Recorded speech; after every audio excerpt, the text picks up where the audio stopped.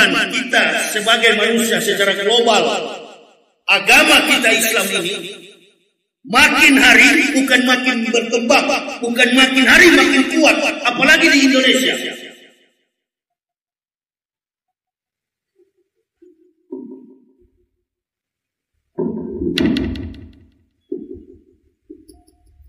Ini berarti sengaja ini. Enggak, ini sengaja, sudah tahu Ustaz disuruh pakai orang. Sengaja memang.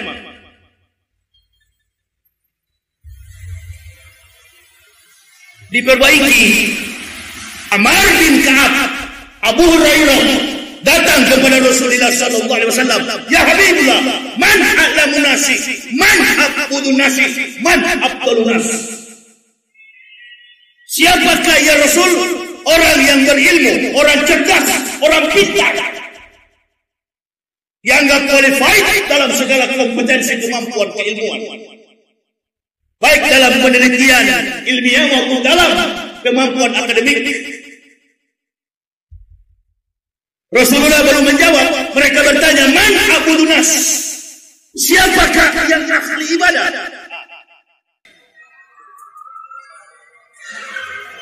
Semua mengaku beragama Islam tapi tidak jujur.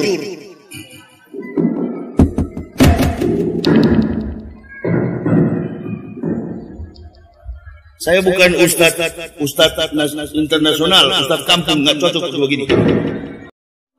Sebelum kita lanjut, jangan lupa like, comment, subscribe, dan nyalakan notifikasinya agar tidak ketinggalan info terbaru lainnya. Semoga bermanfaat.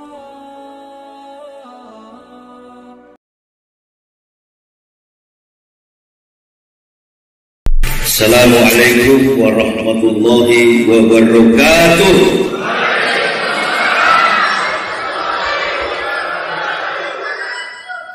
Alhamdulillah.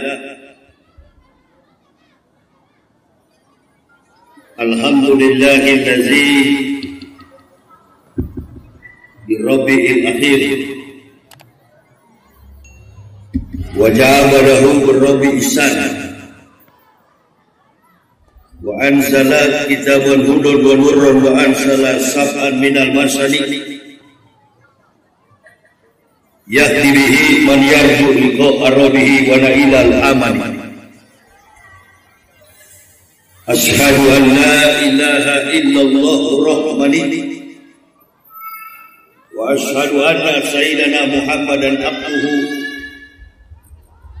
wa rasuluhu rabbani.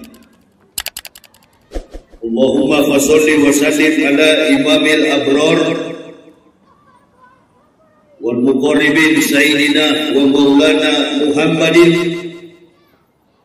wa ala alihi wa sahbihi al-ansar wal muhajirin wa alaina ma'ahum bi rahmatika ya arhamar rahimin. Ya ibadallah, ittaqullah haqqa tuqatih wa la tamutunna illa wa antum muslimin. Ibu bapak, saudara-saudaraku rahimakumullah, panitia penyelenggara tabligh akbar Badan Kemakmuran Masjid Babu Salam Kota Pekanbaru, para alim, para ulama, tokoh-tokoh masyarakat, wabil khusus kepada Ananda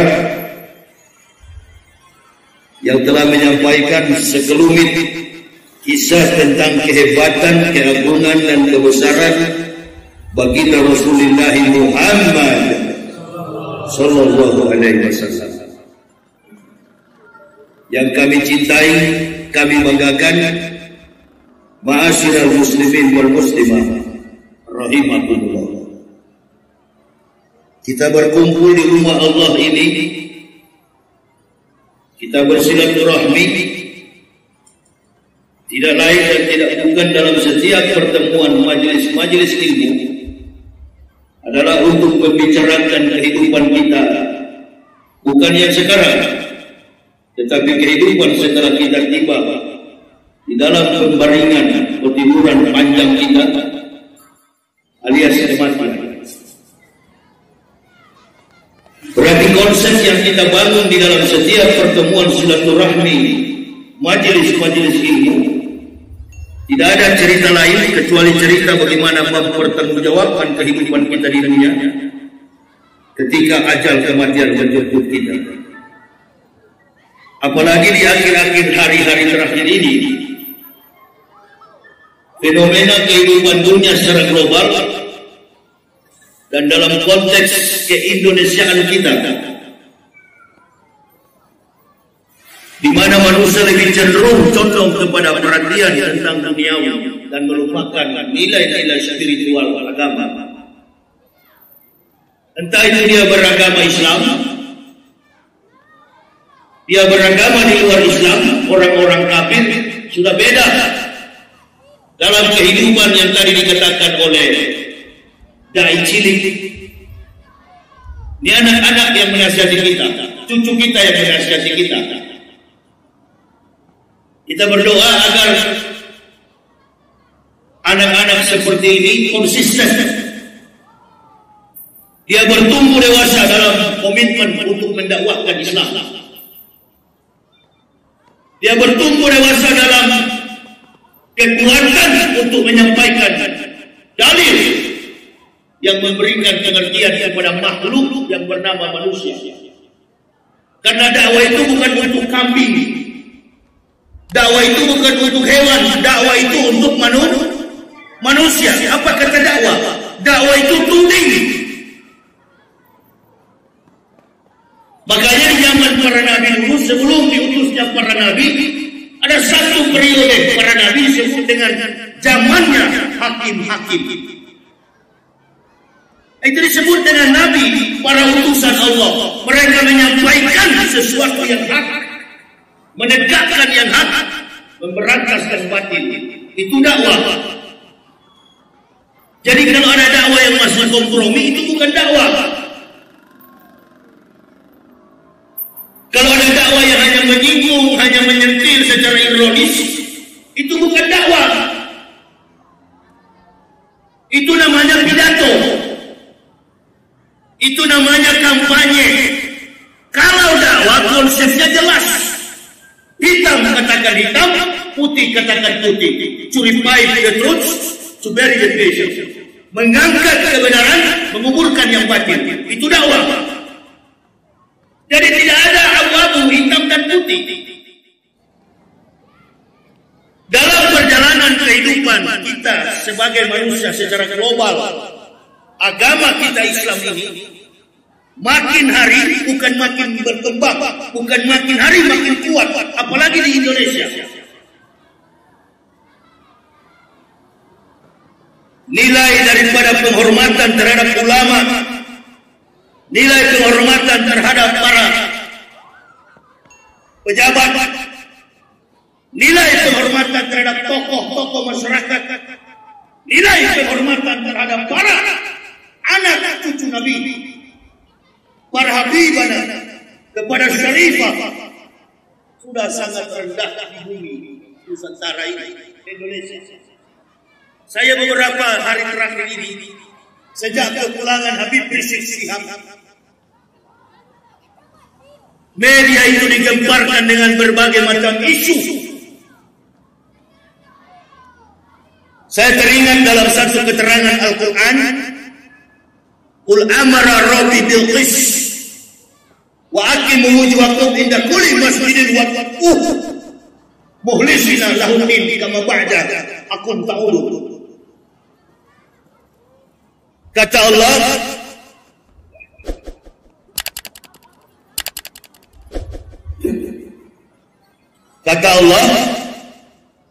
Qul amara rabbi bil qist.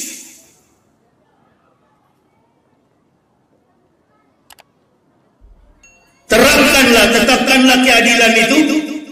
Qul amara rabbi bil qist. Sesungguhnya Allah memerintahkanku untuk melakukan keadilan. Coba ganti sound system. Sini.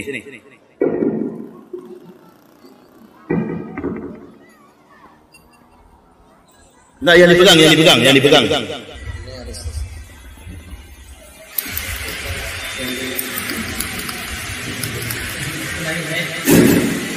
Qul amara rabbi bil qist wa aqimu wujuhakum inda kulli masjidin wad'uhu mukhlisina lahuddin kama ba'da'akum ta'udun. Dan Tuhanku memerintahkanku menjalankan keadilan dengan mengikhlaskan ketaatan kepada Allah sebagaimana Dia telah menciptakan kamu, demikian kamu akan kembali kepadanya. Perintah konstitusi dalam landasan pengakuan pergaulan kita baik dalam sistem bernegara maupun dalam status kehidupan bermasyarakat, berbangsa.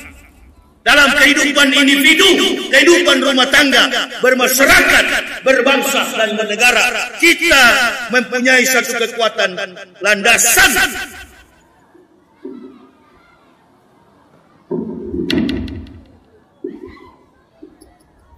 Ini berarti sengaja ini. Enggak, ini sengaja, sudah tahu rusak disuruh pakai orang. Sengaja memang.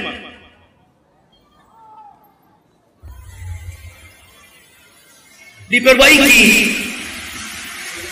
Ini menunjukkan mental kita memang susah dengan yang tidak baik. Ini kan tidak bagus. Tetap dipertahankan.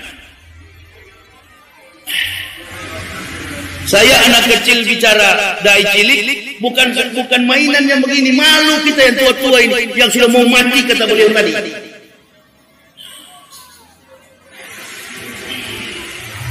Ya nggak apa-apa, 10 menit lagi saya. 10 menit lagi, kan sudah banyak disampaikan tadi oleh dai cilik. Berarti orientasi kita ketika hidup di tengah dunia ini, posisi kita sebagai orang yang telah dihadirkan Allah, makhluk yang telah dihadirkan oleh Allah dari sekian juta makhluk ciptaan Allah, manusia menduduki ranking paling pertama sebagai makhluk yang paling mulia. Kemuliaan manusia itu melekat dalam jiwanya adalah akal. Amar bin Ka'ab, Abu Hurairah datang kepada Rasulullah sallallahu alaihi wasallam, "Ya Habibullah, man a'lamun nasi, man a'budun nasi, man afdalun nas?" Siapakah ya Rasul? Orang yang berilmu, orang cerdas, orang pintar, yang qualified dalam segala kompetensi, kemampuan, keilmuan, baik dalam penelitian ilmiah maupun dalam kemampuan akademik. Rasulullah baru menjawab, mereka bertanya, "Man a'budun nas?" Siapakah yang ahli ibadah? Dan yang ketiga yang mereka tanyakan, "Ya Rasulullah, man afdalun nas?" Siapakah orang yang paling utama? Artinya, siapakah pejabat itu? Man afdalun nas? Siapakah manusia yang paling afdal? Kalau dalam pertemuan-pertemuan formal, hadir di satu kampanye, hadir di satu majelis ilmu, atau dalam masjid, biasanya kalau ada pejabat yang kami muliakan, yang kami hormati, Bapak Bupati, itu afdal. Yang kami hormati Bapak Gubernur, itu afdal. Yang kami hormati Bapak Ketua DPR, itu afdal. Yang kami hormati Menteri, Presiden, dan lain sebagainya, anggota parlemen, afdal nas. Yang ditanyakan itu, man a'budun nas, man a'lamun nasi, man afdalun nas. Baginda Rasulullah sallallahu alaihi wasallam 3 pertanyaan dikantar dengan satu jawaban, al-aqilu. 3 jawaban hanya dijawab dengan satu jawaban. 3 pertanyaan dikantar dengan satu jawaban, mewakili 3 pertanyaan. Al-aqilu. Berarti ada orang pandai la akil. Berarti ada orang yang pintar tidak berakal. Ada orang yang beribadah tidak berakal. Ada juga pejabat yang tidak berakal. Tadi malam saya sampaikan ceramah di Rumbai. Antum jaga protokol kesehatan. Covid ini. Antum praktekkan teori physical distance. Nggak terlalu penting bagi saya. Kenapa? Karena persoalan pandemi ini bukan lagi persoalan kesehatan. Persoalan pandemi ini sudah membuka derajat keadilan seluruh bangsa. Ini permainan World Health Organization, pertarungan bisnis global antara WHO dengan mafia Amerika dan Eropa. Dari awal saya nggak pernah pakai itu nikot. Saya orang dari Abu Nawas, saya orang dari kafir. Paham betul ini percaturan politik kafir secara global dalam garis bilateral. Kalau betul ini bahaya, innalillahi, di Pekanbaru sudah ratusan ribu yang tewas kembali ke rahmatullah. Apalagi sudah begini. Ini bukan lagi physical distancing. Minimal besok pagi 100 yang kembali ke rahmatullah. Tapi ini dijadikan sebagai ajang kekuatan politik, tameng politik. Yang lain disikat, yang lain dilindungi. Kecintaan orang kepada Habibana Rizik Syihab datang ke bandara. Resiko dia. Tapi karena dia dianggap tidak memberi kontribusi, bahkan menjadi oposannya eksekutif, dianggap sebagai penentang pemerintah, melawan pemerintah, tidak sesuai dengan jalan rezim, maka diutak-atik sampai hari ini dijadikan sebagai tameng politik. Gibran yang kampanye tidak diapa-apain karena anaknya Jokowi.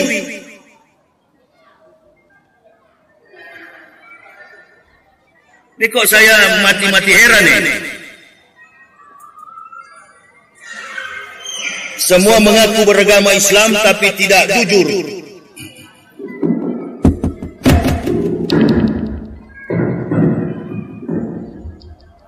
Saya bukan ustaz internasional, ustaz kampung, nggak cocok untuk begini. Orang mengaku Islam dari presiden sampai ke bawah, ke pejabat kita, tapi tidak jujur.